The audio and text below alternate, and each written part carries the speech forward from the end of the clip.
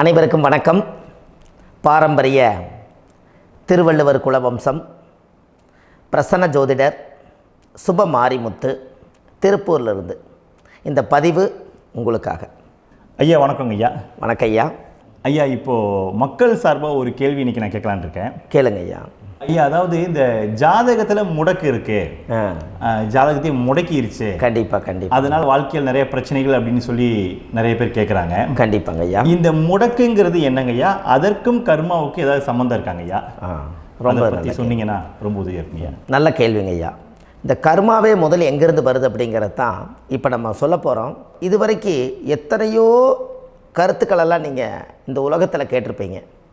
ஆனால் இந்த பதிவில் நீங்கள் பொறுமையோடு இந்த கருத்தை ஒரு இனிமையோடு நிதானமாக கேட்டிங்கன்னா உங்களுடைய ஊழ்வினை கர்மா எங்கிருந்து உருவாச்சு, இதனுடைய இந்த கர்மானால் நாம் என்ன கஷ்டப்படுறோம், நாம் இந்த பூமியில் பிறக்கிறதுக்கு என்ன வரம் வாங்கி வந்தோம், நம்ம பாவ புண்ணியமெல்லாம் ஜாதக கட்டத்தில் போய் எப்படி எடுக்கிறது, நம்மளுடைய தோஷம்னு சொல்கிறோமே அந்த தோஷம் எப்படி கிரியேட் ஆகுது, நம்ம இந்த பூமியில் பிறக்கும்போது கொண்டு வந்த கர்மாவா, இல்லை கடவுளே நம்மளுக்கு ஒரு தண்டனையாக கொடுத்த கர்மாவா, இல்லை நம்ம இந்த பூமிக்கு வந்ததுக்கு அப்புறம் செய்த கர்மாவா, இது எல்லாத்தையுமே நம்ம பொறுமையாக கேட்கணும்னா கண்டிப்பாக இந்த பதிவை நீங்கள் பொறுமையோடு கேளுங்க. உங்களுக்கு இதில் ஒரு பெரிய ஒரு ரகசியம் ஒன்று அடங்கியிருக்குது. அந்த ரகசியத்தை தான் இன்றைக்கி இந்த உலகத்துக்கு அரங்கேற்றம் பண்ணுறேன். இந்த முடக்கு நம்ம ஐயா கேட்டதில் ஒரு அற்புதமான ஒரு விஷயம் என்ன அப்படின்னு கேட்டிங்கன்னா, முடக்குங்கிறது அந்த காலத்தில் பெரிய திறமையை கட்டி போட்டு வச்சுட்டா நம்மனால் அது இயங்க முடியுமா? முடியாது இல்லைங்களா ஐயா? முடியாது. அப்போது அதே மாதிரி ஜாதக கட்டத்தில் நமக்கு வேண்டிய யோகத்தை கடவுளே நம்மளுக்கு நாம் செய்த பாவத்தினால அது முடக்கி வச்சிருச்சுன்னா அந்த பாவகத்தை அந்த ஜாதகர் அனுபவிக்க முடியுமா? அனுபவிக்க முடியாது. அப்போது அந்த அனுபவிக்க முடியாமல் வெளி உலகத்தில் போய் நம்ம தேடி போன பிறவியில் செய்த பாவத்தை இந்த பிறவியில் நீங்கள் தேடி கண்டுபிடிச்சி வாழ்க்கையில் நீங்கள் எப்போ மேலுக்கு வர்றது? அப்போது அந்த கர்மா 12 ராசி கட்டத்துக்குள்ள 27 நட்சத்திரத்தில் 9 கிரகங்களுக்குள்ள ஒரு பெரிய ஒரு ஆத்துமாத்துமான கர்மா, உங்கள் பூர்வ ஜென்ம கர்மா இதுக்குள்ளே எங்கேயோ ஒரு இடத்துல முடங்கியிருக்குது. இந்த முடக்க மட்டும் உங்கள் ஜாதகத்தில் நீங்கள் கண்டுபிடிச்சிட்டிங்கன்னா ஹைலைட்டாக வாழ்கிறதுக்கு, இந்த உலகத்தில் சுதந்திரமான வாழ்க்கை வாழ்கிறதுக்கு ஒரு மிகப்பெரிய பொக்கிஷம் உங்கள் ஜாதகத்துக்குள்ளேயே இருக்குது. அப்போது அந்த ஜாதகத்துக்குள்ளே நாம் போன பிறவியில் நம்ம கர்மா நாம் என்ன செய்திருப்போன்னு உங்களுக்குள்ளே பெரிய குழப்பம் இருக்கும். என்னங்க ஐயா, நீங்கள் என்ன கர்மா பண்ணிட்டு வந்தீங்க, நாம் போன பிறவியில் நம்ம யாரை ஒரு வதச்சோம், யாரை நம்ம மனசை புண்படுத்தினோம், நம்ம தாத்தாவுக்கு சோறு போட்டோமா, நம்ம பாட்டனுக்கு சோறு போட்டோமா, நம்ம முப்பாட்டனுக்கு சோறு போட்டோமா, நம்ம கொள்ளுப்பாட்டனுக்கு சோறு போட்டோமா, அப்போ நம்ம அப்பாவுக்கு நம்மளை பெற்றவருக்கு நம்ம சாப்பாடு கொடுத்தோமா, இவங்களுக்கெல்லாம் நம்ம சேவை பணிமடைகள் செஞ்சோமா, நம்மளுடைய உறவுகளுக்கெல்லாம் அரவணைச்சு போனோமா, நம்மளுடைய இந்த மாதிரி நாம் இரத்த சம்பந்த உறவுகளை இருந்து தான் இந்த உலகத்துக்கு நம்ம வெளியில் வந்திருப்போம். அப்போது வெளியில் நீங்கள் நிற்கிறீங்க, அப்படியே மேலே போய் பார்த்தீங்கன்னா ஒரு 7 தலைமுறையில் ஒவ்வொருத்தரும் செய்த கர்மாவெல்லாம் நம்ம பிளட்டு ரிலேட்டிவாக இப்போ நீங்கள் கரண்ட்டில் இருக்கிறவங்க கிட்ட தான் டெபாசிட் பண்ணியிருக்கோம். அப்போ இது தெரியாமல் நாம் ஜாதகத்துக்குள்ளே போய் தசாபுத்தி நல்லா தனுங்க இருக்குது, நான் ரொம்ப கஷ்டப்படுறேன், என் ஜாதகத்தில் போய் பார்த்தேன் எல்லா கிரகங்களும் நல்ல வலிமையாக இருக்குன்னு தான் சொன்னாங்க, ஆனால் இன்னும் என்னுடைய கடன் அடையலை, இன்னும் என்னோடய கர்ம தீர்ந்த மாதிரியே தெரியல, எனக்குள்ளே ஒரு தாட்டு என்னமோ நான் ஒரு பின்தங்கின வாழ்க்கையிலே வாழ்ந்துட்டுருக்கேன் அப்படின்னு நீங்கள் சொல்லும்போது, அப்போ இதையெல்லாம் தாண்டி ஒரு கர்மா உங்களுடைய ராசி கட்டத்துக்குள்ளே எங்கேயோ ஒரு பக்கத்தில் ரகசியமாக புதைஞ்சிருக்கு. அப்போது அந்த ரகசியமாக புதைஞ்சிக்கக்கூடிய அந்த முடக்கு தான் இன்றைக்கி இந்த உலகத்துக்குள்ளே நீங்கள் தெரிஞ்சுக்கக்கூடிய விஷயம். அப்போ அந்த முடக்குங்கிறது ஒன்று உண்மை. இந்த உலகத்துக்கு நம்மளை எல்லாத்துலேயும் நல்லா யோசிச்சு பாருங்கள். 12 ராசி கட்டம் இருக்குதுங்களா ஐயா? ஆமாங்க ஐயா. ஆனால் கிரகம் எத்தனை இருக்குதுங்க?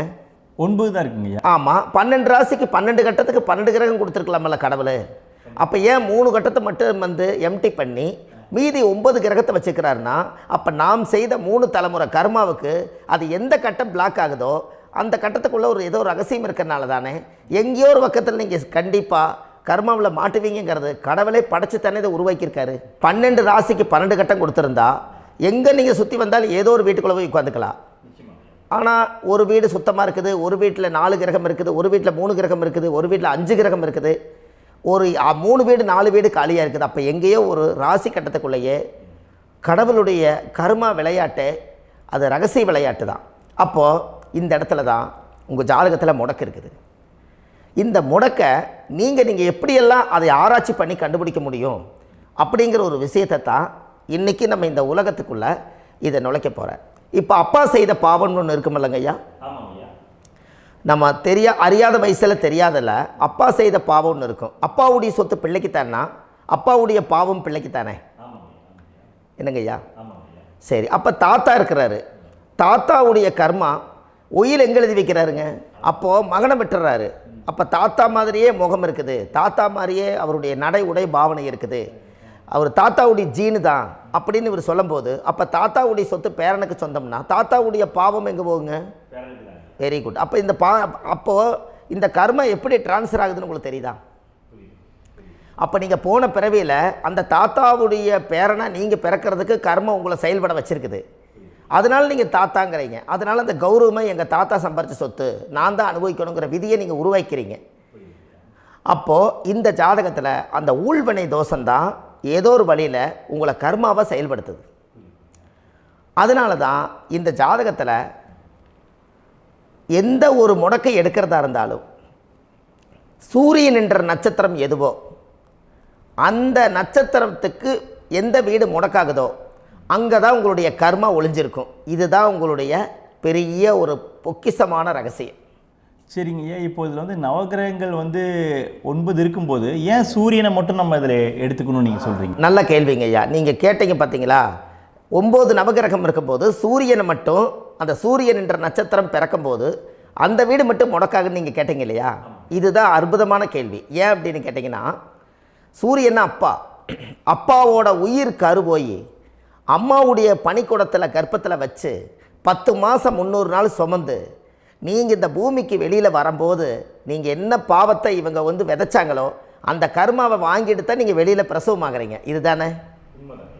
அப்போ சூரியன் என்ற நட்சத்திரம், அந்த சூரியனுங்கிறது உயிர் கருவல்லவா, அப்பாவுடைய உயிரணுக்கள் அம்மாவுடைய கருவிக்குள்ளே போய் நாம் குழந்தை வடிவத்தில் இருந்து 300 நாள் பாவ உன்னித்த பதிவில் ஏட்டு எழுதி ஒரு ஜாதகத்தை கையில் கொடுத்து பிறந்த உடனே உங்களுக்கு ஒரு ஏட்டை பெரட்டி நீ இப்படித்தான் விதி, இனிமேல் இப்படித்தான் நீ வாழணும்னு சொல்லி உங்கள் கர்மாவை நீங்கள் கர்மாவோடு தானே வெளியில் பிறக்கிறீங்க.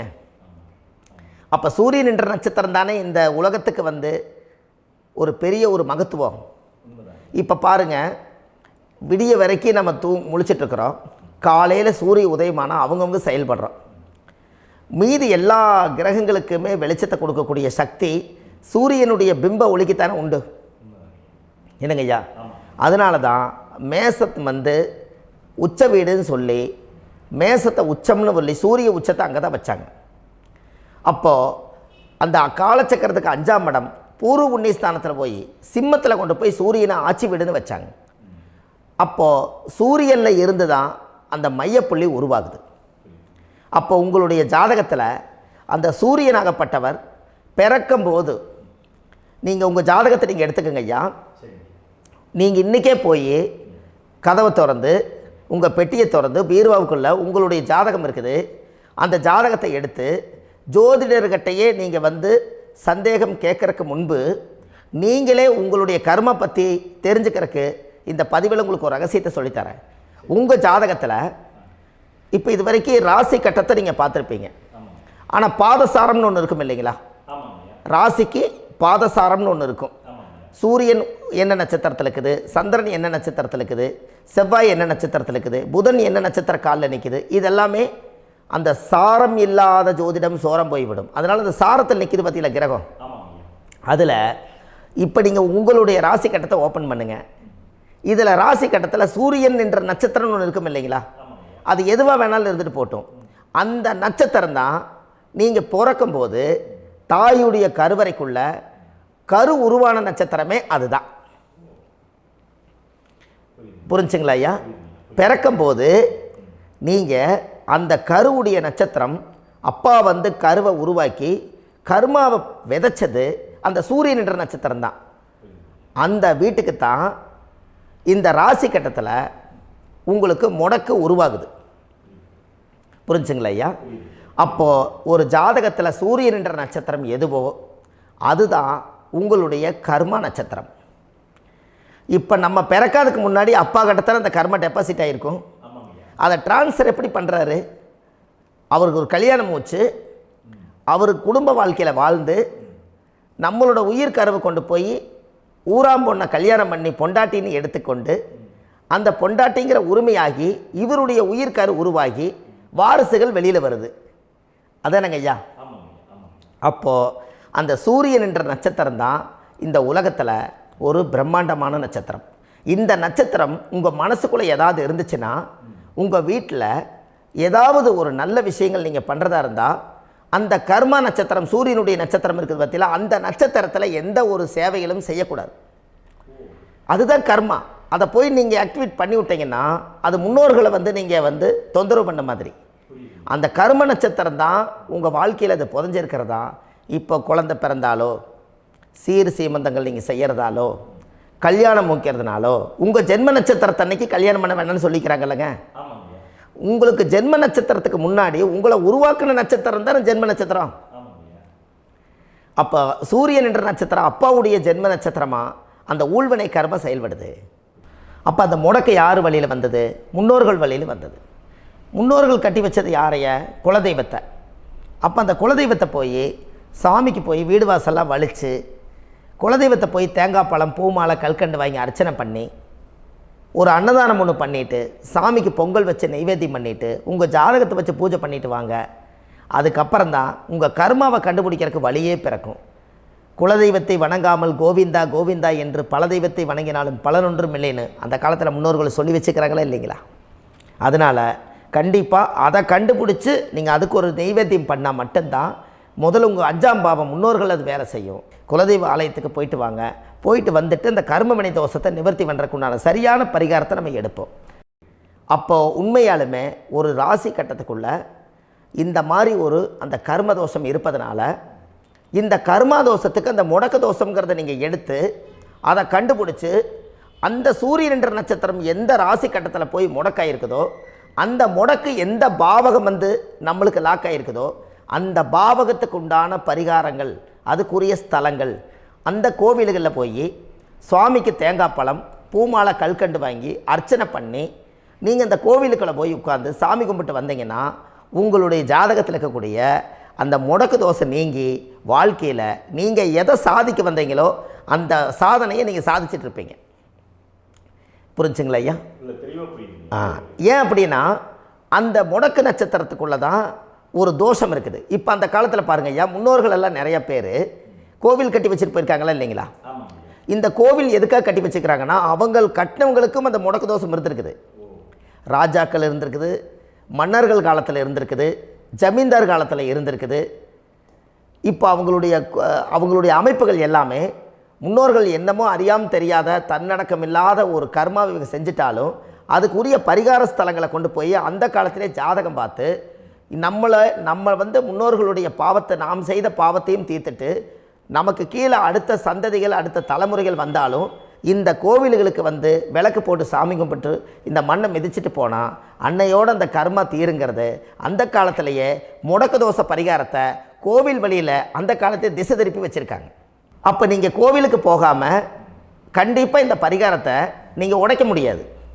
ஏன் உடைக்க முடியாதுன்னா இப்போ நீங்கள் எத்தனை வருஷம் வாழ்கிறீங்க ஐயா?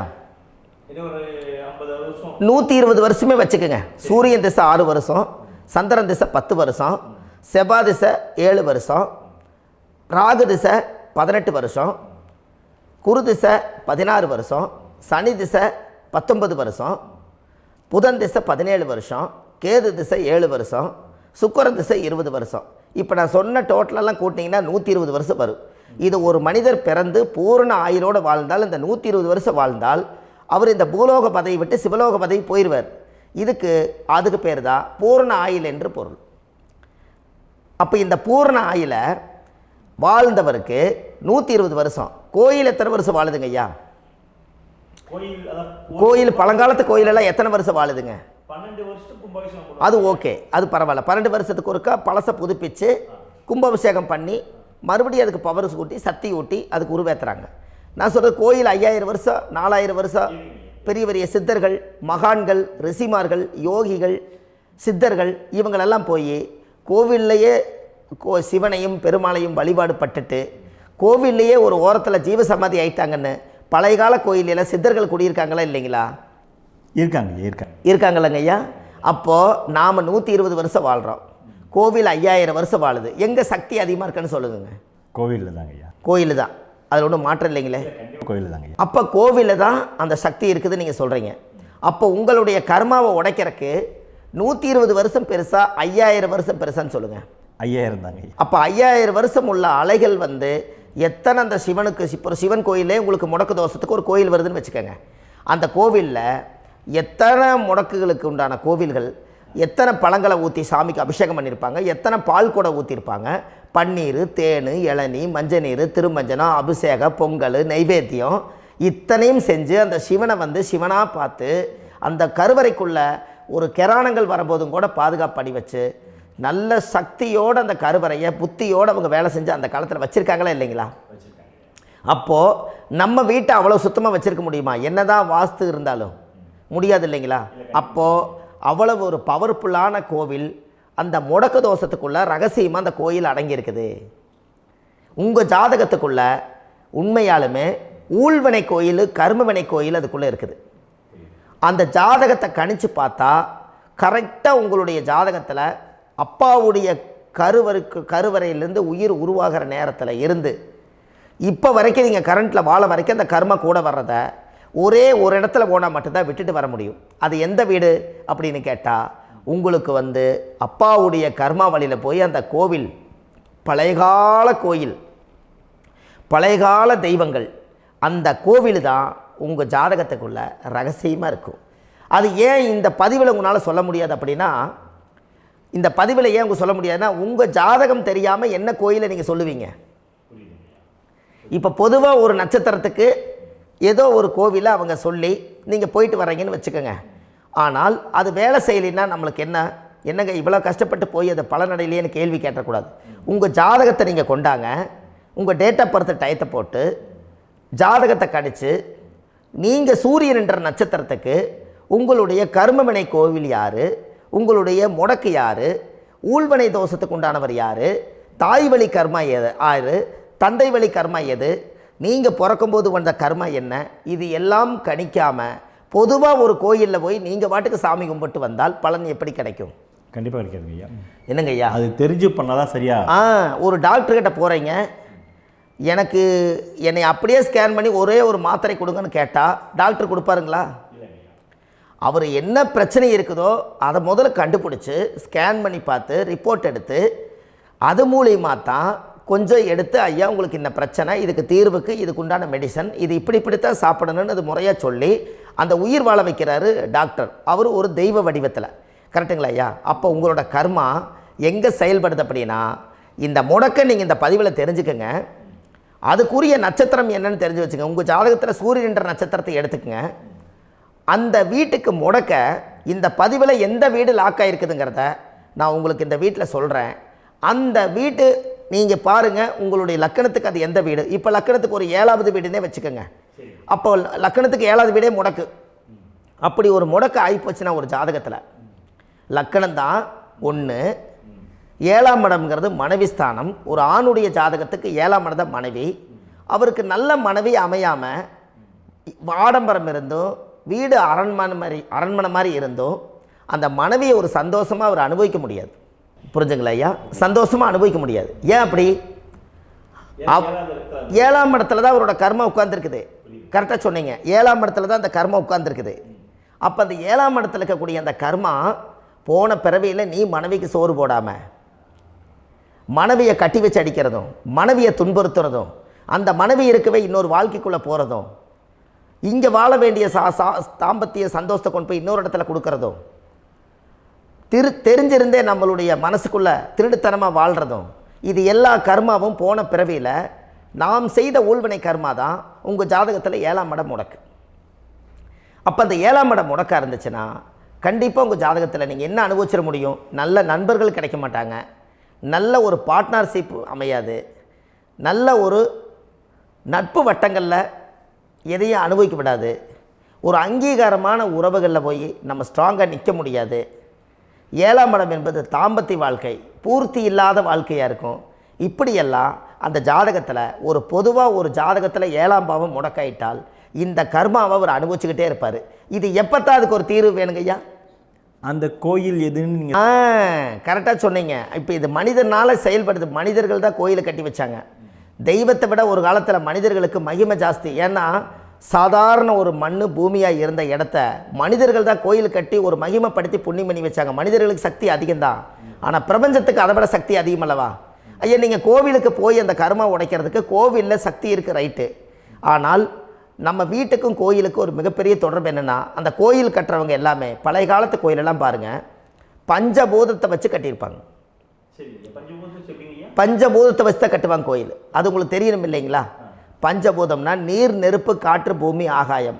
இந்த பஞ்சபூதத்தினுடைய சக்திகள் எல்லாம் ஒரே நேர்கோட்டுக்கு என்னைக்கு வருதோ அன்னைக்கு தான் அந்த கோவிலுடைய பாலக்கால் போட்டு 1000-2000 வருஷம் நிலச்சி நிற்கிறது. காரணம், இந்த பிரபஞ்சத்தில் பஞ்சபூதம் எப்படி நிலச்சி நிற்குதோ அதுபோல் 5000 வருஷம் நிற்கிறதுக்கு அந்த பஞ்சபூத சக்தி வச்சு தான் சாமி சிலையை பிரதிஷ்டை பண்ணி வச்சுருப்பாங்க. அதனால தான் இந்த கோயில்கள் எல்லாம் 5000 வருஷமாயும் எத்தனையோ கிராணங்களை எல்லாம் தப்பிச்சிருக்கிறதுக்கு காரணம்.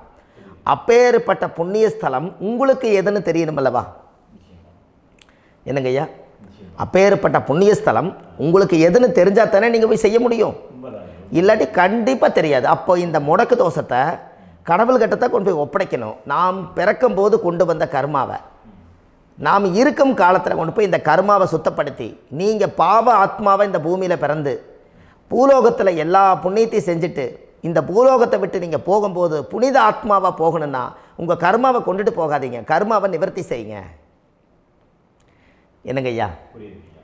அப்போ கர்மாவை சுத்தப்படுத்துங்க. கர்மாவை சுத்தப்படுத்திட்டு உங்களுக்கு பிறக்கிற குழந்தைகளுக்கு அந்த கர்மாவை டிரான்ஸ்ஃபர் பண்ணாமல் உங்களோட நில் பண்ணுங்க. ஒரு உதாரணம் சொல்லட்டுங்களா ஐயா? ஒரு காந்தம் ஒன்று இருக்குது இல்லைங்களா? ஒரு காந்தம்ங்கிறது ஒரு தாத்தாவாக வச்சுக்கோங்க. ஒரு இரும்பை கொண்டு போய் வச்சா ஒட்டு மோட்டாதா? அப்போ ஒட்டுனோடனே காந்தம்ங்கிறது தாத்தா, அவருக்கு பிறந்த வாரிசுக்கு அந்த கர்ம டிரான்ஸ்ஃபர் ஆயிருமா? சரி, இன்னொரு இரும்பை கொண்டு போய் வைங்க, ஒட்டு மோட்டாதா? அப்போ அது பேரனுக்கு வைங்க, பேரனுக்கு வந்துருச்சு அந்த கர்மா. இன்னொரு இரும்பை கொண்டு போய் வைங்க, அந்த காந்தத்துக்கு நேர் இன்னொன்று வைங்க, ஒட்டு மோட்டாதா? அப்போ அதை கொண்டு போய் நம்ம கொள்ளு பேரனுக்கு வைங்க. இப்படியே டிரான்ஸ்ஃபர் ஆகி தலைமுறையாக இந்த கர்மா தொடர்ந்துக்கிட்டே இருக்குது. இந்த இடத்துல கொண்டு போய் காந்தத்துக்கு இரும்பு ஒட்டிகிட்டே இருக்குதுல்ல, இந்த இடத்துல ஒரு மரக்கட்டை செஞ்சு கொண்டு போய் கரெக்டாக வச்சுக்கினே போட்டுமா? அந்த மரக்கட்டையை கொண்டு போய் வைக்கிறவர் யார்? மரக்கட்டை வச்சுட்டு அடுத்த வாரிசு புனிதமாக பிறந்துட்டு அந்த மேலே இருக்கிற கர்மாலாம் இந்த அடுத்த இதுக்கு வராதில்ல.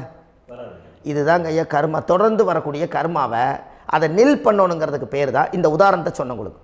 அப்போ நாம் இந்த பூலோகத்தில் நம்ம ஒரு தாயுடைய கருவறையில் இருந்து தொப்புள் கொடி அறுக்கும் நேரம் நாம் என்ன கர்மாவை வாங்கி வந்திருந்தாலும் அதையெல்லாம் ஆராய்ச்சி செய்து ஜாதகத்தில் முழுமையாக கண்டுபிடிச்சி ஒரு காலம் இல்லைனாலும் ஒரு காலம் நம்ம நல்லா இருக்கிறதுக்காக, நம்ம வாரிசுகள் எல்லாம் நலமடைஞ்சு வளமடைஞ்சு வர்றதுக்காக இந்த கர்மா தோஷத்தை கரெக்டாக கண்டுபிடிச்சி சரியான கோவிலுக்கு போய் நீங்கள் கர்மாவை நிவர்த்தி பண்ணி அங்கே பூஜை புனஸ்தானங்கள், சகசரநாம பூஜைகள், ஓமங்கள், வழிபாடுகள் இதெல்லாம் நீங்கள் செஞ்சு உங்களுடைய பாவத்தை எல்லாம் கழித்து உங்கள் ஜாதகத்தவே யோகமாக மாற்ற முடியும்.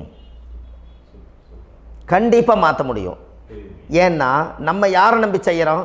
சரியான கடவுள்கிட்ட வழிகாமிக்க போகிறோம். அப்போ கடவுள் பொய்யாயிருவாரா?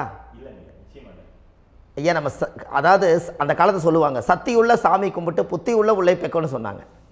16 வதபதன்னு பெக்கலை, எல்லாம் அறிவோடு பெற்றாங்க. அதனால் எல்லாமே தாய் தந்தைகள் பேச்சை கேட்டாங்க.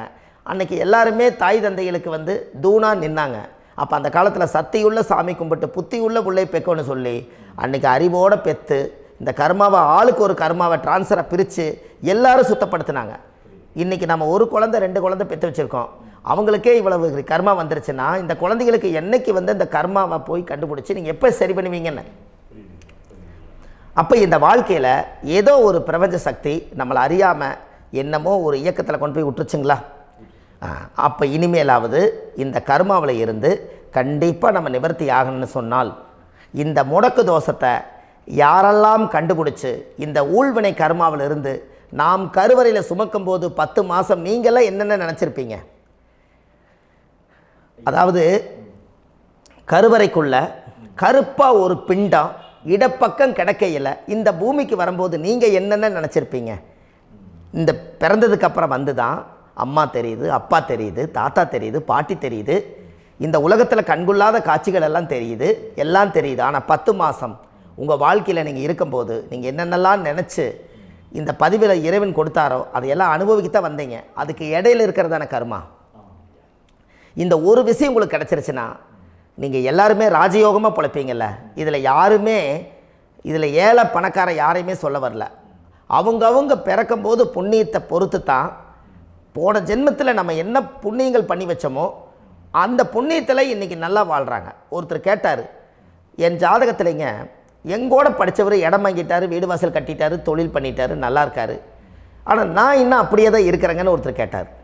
அதுக்கு ஒரு கருத்து என்னென்னா, டேட் ஆஃப் பர்த் ஒன்று தான், டைம் ஒன்று தானே வச்சுக்கோங்க. அவங்க அப்பா செஞ்ச புண்ணியம் வேறு, நீங்கள் செஞ்ச பாவங்கள் வேறு. அவர் செஞ்ச புண்ணியத்தினால அவருக்கு எல்லாமே முன்னாடி கிடைக்குது. நீ கர்மாவெல்லாம் கழிச்சிட்டீங்கன்னா பின்னாடி கிடைக்க போகுது. இதில் மற்றவங்களை பற்றி வேற்றுமையாக நினைக்கிறதுல எந்த ஒரு இதுவுமே இல்லை. அப்போ ஒருத்தர் பார்த்து ஒருத்தர் வாழ வேண்டாம். உங்களுடைய சுய அறிவை வச்சு இந்த பூலோகத்தில் இந்த பூமியில் நீங்கள் 4 தெரிஞ்சு நல்ல விதமாக கற்றுக்கிட்டு இந்த உலகத்தில் சிறப்பாக வாழ கற்றுக்குங்க.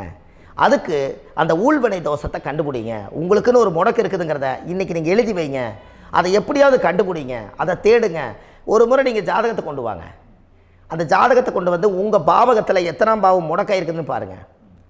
அந்த பாவகம் முடக்காயிருச்சுன்னா உங்கள் வாழ்க்கையில் அதிலிருந்து உங்களால் வெளியில் வரவே முடியாது, கண்டிப்பாக வர முடியாது. அதை நீங்கள் கண்டுபிடிச்சா மட்டும்தான் நீங்கள் மேலே வர முடியும். ஏன்னா நிறைய பரிகாரங்கள், பூஜைகள், யாகங்கள், ஓமங்கள் எல்லாம் செய்து வச்சும் கூட அந்த கர்மவினைக்கு உண்டான கோவிலுக்கு போய் அந்த 5000 வருஷ பழமை வாய்ந்த தெய்வத்துக்கிட்ட போய் நீங்கள் முறையிட்டு விளக்கு போட்டு உங்கள் கர்மத்தை எல்லாம் நான் நீ தான் தீர்த்து கொடுக்கணும்னு சொல்லி நம்பிக்கையோடு நீங்கள் போய் அந்த சரணாகதி அடையிறீங்க பாருங்கள், அங்கே தான் உங்கள் கர்மாவை எடுத்து விடுறாரு. அப்போ இந்த ரகசியம் உங்களுக்கு வேணுமல்லவா? அப்போ உங்கள் ஜாதகத்தில் எங்கே முடங்கி இருக்குது, அதுக்குரிய கோவில்கள் எல்லாம் என்ன, அதுக்கு தான பரிகாரம் என்ன, அதுக்கு நீர் பரிகாரம் என்ன, யாத்திரை பரிகாரங்கள் என்ன, நீங்கள் வீட்டில் இருந்தே செயல்படுத்தக்கூடிய பரிகாரங்கள் என்ன, பரிகாரம் கோவிலுக்கு போய்த்தான் நடக்குமா, இல்லை நாம் வீட்டில் வச்சு வணங்குறதுனால நடக்குமா, நாம் செய்யக்கூடிய தர்ம பரிகாரங்கள் என்ன, தான பரிகாரங்கள் என்ன, இப்படி பல விதமாக இருக்கிறனால உங்கள் ஜாதகத்துக்கு எந்த மாதிரி பரிகாரம் கனெக்ட் ஆகுதுங்கிறது தெரியணும். இது தெரியாமல் கண்டிப்பாக உங்களால் செயல்படுத்துறது ரொம்ப கஷ்டம். இதனால் இதை நீங்கள் தெரிஞ்சுக்கணும்னா இப்போ நம்ம பாருங்கள், நீங்கள் அந்த தெரிஞ்சுக்கிட்டாலே உங்கள் வாழ்க்கையில் ஒரு டைம் தான் நீங்கள் தெரிஞ்சுக்க போகிறீங்க. உங்களுடைய கர்மா என்ன, நீங்கள் எங்கே செயல்பட்டு போயிட்டுருக்கிறீங்க, உங்கள் போகிற பாதை சரியா இல்லை அந்த பாதையில் முள்ளு கல் இருக்குதா, இது எல்லாம் உங்களுக்கு தெரியலனா இந்த முடக்கை கண்டுபிடிக்கக்கூடிய சக்தி வாய்ந்த இந்த கர்மாவை நிவர்த்தி பண்ணுறதுக்கு வழிகள் இருக்குது. அதனால் நீங்கள் கண்டிப்பாக இந்த முடக்கை தெரிஞ்சுக்கணும். இந்த முடக்கு ராசினா என்ன உண்மையாலுமே உங்கள் வாழ்க்கையில் நீங்கள் தெரிஞ்சு இனிமேல் உங்கள் வாழ்க்கையில் இதுவரையிலும் கர்மாவுக்குள்ளேயே கஷ்டப்பட்டீங்க, வழி தெரியாமல் கண்ணை கட்டி காட்டில் விட்ட மாதிரி இருந்தீங்க, இனி அப்படி இருக்க வேண்டாம். உங்கள் ஜாதகத்தில் 12 ராசி கட்டத்தில் 9 கிரகம் போகும், மீனி 3 கிரகம், 3 கட்டம் வந்து உங்களுக்கு எங்கேயோ ஒரு பக்கத்தில் 3 கட்டம் எம்டியாக தான் இருக்கும். கரெக்டுங்களா? அது இல்லாமல் ஒரு ஜாதகம் பிறக்காது. ஏன்னா 9 கிரகத்துக்கு 9 கணக்கு போட்டால் 3 கட்டம் எம்டியாக தான் நிற்குது. அந்த கட்டத்துக்குள்ளே எந்த நட்சத்திரத்தில், எந்த சாரத்தில், எத்தனாவது டிகிரியில், எத்தனாவது பாதசாரத்தில், எத்தனை வெகுளையில், எத்தனை செகண்டுக்குள்ளே இந்த கர்மா உள்ளே புகுந்து உங்களை செயல்படுத்துதுங்கிறத கண்டிப்பாக உங்கள் ஜாதகத்தை கொடுங்க, பார்த்து இந்த விஷயத்தை சொல்கிறேன். நீங்கள் அந்த இடத்துக்கு போய் நிவர்த்தி பண்ணிவிட்டு உங்கள் வாழ்க்கையில் கொஞ்சம் காலம் வாழ போகிறீங்க. பாருங்கள், பிறந்ததுலேருந்து 20 வருஷத்துக்குள்ளே இளமையாக வாழ்கிறீங்க, குழந்தையாக வாழ்கிறீங்க. 20லேருந்து 40 வயசுக்குள்ளே தான் உங்களுக்கு ஒரு பொண்ணை பார்த்து கல்யாணம் பண்ணி ஒரு கரு உருவாக்குறீங்க. அதுக்கப்புறம் 40லேருந்து 60க்குள்ளே குழந்தை பெற்று கடமை முடிச்சிடுறீங்க. 60 வயசுக்கு மேலே ரிட்டையர்ட் ஆகிடுறீங்க. இந்த 20க்கும் 60க்கும் இல்லாத 20லேருந்து இந்த 40 வயசுக்குள்ளே உங்களோட தேடல் என்னவோ அது வாழ வேண்டிய சுகபோகமான வாழ்க்கை எல்லாமே அந்த 40க்குள்ளே தான் இருக்குது. இந்த 40க்குள்ளே இருக்கக்கூடிய வாழ்க்கையை இந்த கர்மா தெரியாமல் காலத்தை வீணாக்க வேண்டாம். வாழ வேண்டிய வயசில் நீங்கள் வாழணும். அதுக்குரிய கர்மாவை நீங்கள் சுத்தப்படுத்துங்க. எப்படியெல்லாம் நீங்கள் சந்தோஷமாக வாழ்கிறீங்கன்னு எனக்கு ஒரு தகவல் கொடுங்க. வேறு லெவலில் நீங்கள் இருப்பீங்க. கண்டிப்பாக இந்த பதிவில் உங்களுக்கு நான் இந்த விஷயத்தை கொடுக்க போகிறேன். இந்த முடக்கு நட்சத்திரங்கள் என்ன அப்படிங்கிறத இந்த பதிவில் நீங்கள் ஒரு நோட் ஒன்று எடுத்துக்கோங்க, குறித்து வச்சுக்கோங்க. இதில் இருந்து அவங்கவுங்களுக்கு முடக்கு நட்சத்திரம் என்னங்கிறத இந்த பதிவில் நான் உங்களுக்கு கொடுக்குறேன். இந்த வீடு தான் அது முடக்குங்கிறத சொல்கிறேன். இதையெல்லாம் நீங்கள் தெரிஞ்சு உங்கள் ஜாதகத்தவே நீங்கள் முடக்கு எடுத்து கண்டிப்பாக உங்கள் வாழ்க்கையில் நீங்கள் நல்லா இருப்பீங்க. அதுக்கு ஒரு நோட் எடுத்து வச்சுக்கோங்க. இது வரைக்கும் கர்மாவை பற்றி நம்ம பேசினோம். உங்கள் ஜாதகத்தில் சூரியன் என்ற நட்சத்திரத்துக்கு தான் முடக்குன்னு சொன்னீங்களே, எந்த வீடுங்கிற ரகசியத்தை இன்றைக்கி நம்ம எல்லோரும் தெரிஞ்சுக்கலாமா? இத்தனை காலமாக நீங்கள் தெரிஞ்சுக்காத ஒரு ரகசியத்தை இன்றைக்கி உங்கள் ஜாதக கட்டத்தில் நீங்களே முடக்க கண்டுபிடிச்சி அதுக்குண்டான பலனை தேட போகிறீங்க. அந்த தேடல் தான் உங்களை கொண்டு போய் உட்கார வைக்க போகுது. ஒரு உதாரணம், உங்கள் ஜாதகத்தில் பாதசாரம் இருக்குது அல்லவா? அந்த பாதசாரத்தில் சூரியன் என்ற நட்சத்திரம், சூரியன் நின்ற நட்சத்திரம் பாதசாரத்தில் கரெக்டாக எடுங்க.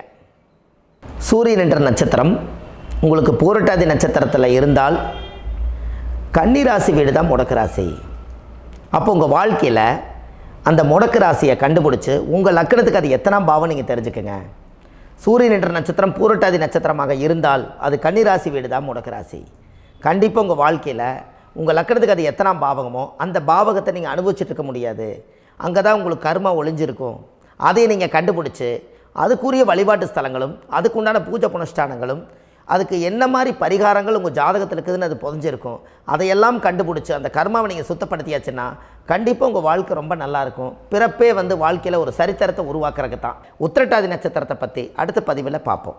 நம்ம ஆன்லைன்லேயே ஜாதகம் பார்க்குறோம். உங்கள் date of birth time place கொடுத்தீங்கன்னா போதும், உங்களுக்கு ஜாதகத்தை கணிச்சு ஃபோன்லேயே உங்களுக்கு கர்ம ராசி கண்டுபிடிச்சி உங்களுக்கு உண்டான கர்ம பரிகாரத்தை சொல்லி உங்கள் வாழ்க்கையில் ஒரு வெளிச்சத்தை கொண்டு வர்றதுக்கு என்றைக்கும் உங்களுக்கு உறுதுணையாக இருப்பேன். நீங்கள் கண்டிப்பாக இந்த பதிவுகள் எல்லாம் இது உங்களுக்காகத்தான். இது அதிகாலை நேரத்தில் பிரம்ம முகூர்த்தத்தில் இந்த பதிவை உங்களுக்கு முழுமையாக சமர்ப்பணம் பண்ணுறேன். இதை இதை வழி நடத்தி இதைய எப்படியெல்லாம் இந்த முடக்கை கண்டுபிடிச்சி இப்படியெல்லாம் பேச வச்சு அழகு பார்க்க நம்ம முன்னோர்களுடைய ஆசீர்வாதமும் இந்த முடக்கை கண்டுபிடிச்ச குருமார்களும் அவங்களுடைய குடும்ப பாரம்பரிய வம்சாவளிகளும் எல்லாருமே நல்லா இருக்கணும். அதுக்காக இந்த நேரத்தில் நான் அடியேன் சுப மாரிமுத்தாக இருந்து திருப்பூர்லேருந்து இந்த பதிவை உங்களுக்கு நான் கொடுக்குறேன். கண்டிப்பாக இந்த முடக்கு கோயிலுக்கு இந்த முடக்கு தோஷத்துக்கு உண்மையான பரிகாரங்கள், எளிமையான பரிகாரங்கள் நீங்களே வாழ்க்கையில் செஞ்சு ஆதிகால பரிகாரங்கள் உங்கள் மனசுக்குள்ளே இருக்குது. அதை செயல்படுத்தினா மட்டும் போதும், வாழ்க்கை எங்கேயோ போயிடும். கண்டிப்பாக ஒரு முறை உங்கள் ஜாதகத்தை அனுப்பி வைங்க, உங்களுக்கு நான் பார்த்து பலன் சொல்கிறேன்.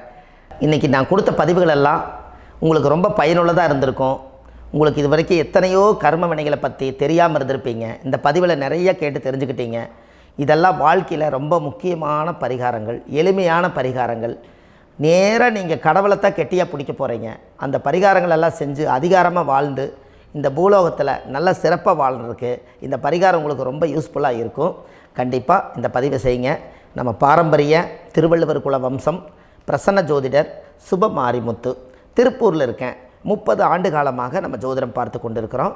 இவ்வளவு காலமாக எத்தனையோ ஆயிரக்கணக்கான மக்களுக்கு நம்ம ஜோதிடம் பார்த்து வழிகாட்டி நிறைய மக்களுக்கு நிறைய சேவைகள் செஞ்சுருக்கேன். நிறைய கோயில் கட்டி வச்சுருக்கேன், கும்பாபிஷேகங்கள் பண்ணி வச்சுருக்கேன், அன்னதானங்கள் நிறையா பண்ணி வச்சுருக்கேன், புண்ணிய யாத்திரைகள் நிறைய போய் வந்திருக்கேன். மக்களுக்காகவே நான் உங்களுக்கு உழைக்க தயாராக இருக்கேன். இந்த ஜோதிடம் என்னுடைய ஒரு பாரம்பரியமாக என்னுடைய அப்பா தாத்தா முன்னோர்கள் இதெல்லாம் எங்களுடைய குலத்தொழில் இது. அதனால் நாங்கள் பாரம்பரியமாக திருவள்ளுவர் குல வம்சம். வள்ளுவர் வாக்குன்னு யூடியூப் சேனலில் போனீங்கன்னா 1000 பரிகாரங்கள் கொடுத்துருக்கேன். அதுவும் உங்களுக்கு ரொம்ப யூஸ்ஃபுல்லாக இருக்கும். வள்ளுவர் வாக்கு அப்படின்னு போடுங்க, அப்படி இல்லைன்னா சுப மாரிமுத்துன்னு போடுங்க. இதில் பரிகாரங்கள் நிறையா கொடுத்துருப்பேன். கண்டிப்பாக இதெல்லாம் நீங்கள் சந்தித்து நீங்கள் ஒரு சப்ஸ்கிரைப் பண்ணி வச்சுக்கோங்க. நான் போடக்கூடிய பதிவுகள் எல்லாமே உங்களுக்கு நோட்டிஃபிகேஷனாக வந்துடும். அதனால் நீங்கள் ஒரு சப்ஸ்கிரைப் பண்ணி வச்சுக்கோங்க. தினமும் ஒரு தகவல் உங்களுக்கு கொடுத்துக்கிட்டே இருக்கேன். இதெல்லாமே உங்களுக்கு ஒரு பெரிய சந்தோஷமான நிகழ்ச்சிகள். என்றைக்கும் உங்களோட நான் வாழ்கிறேன். உங்களுடைய குடும்பத்தில் நான் ஒருத்தராக இருந்து குடும்ப ஜோதிடராக நான் இருப்பேன். கண்டிப்பாக ஆயுளுள்ள வரைக்கும் உங்களுக்காக இந்த ஜோதிடத்துக்கு உழைச்சி உங்கள் குடும்பத்தில் ஒருத்தராக நான் ஒரு ரத்த உறவில் நான் வந்து இந்த பூர்வ ஜென்மத்தில் உங்களுக்கு நான் கடமைப்பட்டிருக்கேன். கண்டிப்பாக அடுத்த பதிவில் உங்களை நான் சந்திக்கிறேன். வாழ்வது ஒரு முறை, வாழ்த்தட்டும் தலைமுறை. நன்றி, வணக்கம்.